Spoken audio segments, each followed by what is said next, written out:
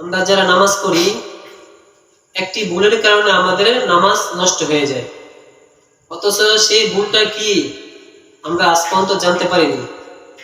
অনেক মানুষে জানতে পারিনি, যারা জানতে পারছে তারা তো পারি। যারা জন্য আমি আজকে আপনাদের কোন ভুলটার কারণে নামাজ নষ্ট হয়ে যায়, নামাজ ভঙ্গ হয়ে যায়, সেই ভুলটি আমি আপনাদের জানিয়ে দিব এবং কি হাতে কলমে দেখাই দিব।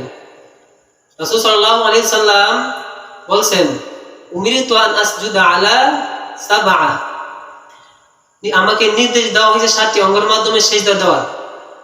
7টি অঙ্গ কি? আমাদের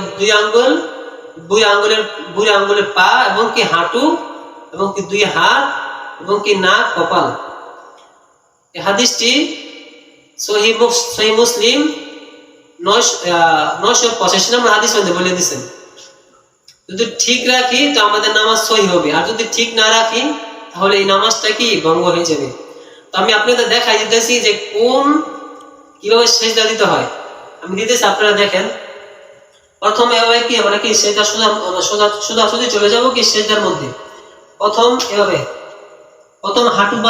হাঁটু কি নিচে রাখবো এবং কি 2 পায়ের যে নিচে আছে 2 পায়ের আঙ্গুলি লেগে থাকতে হবে এবং কি 2 পা আছে 2 পা কি লেগে থাকতে হবে, 2 পায়ের হাঁটু আছে হাঁটু লেগে থাকতে হবে। তারপরে কি 2 হাত এবং কি নাক এবং কপাল, এভাবে কি নাক এবং কপাল কি লেগে থাকতে হবে। 7টা অঙ্গ কি মাটির সাথে লেগে থাকতে হবে।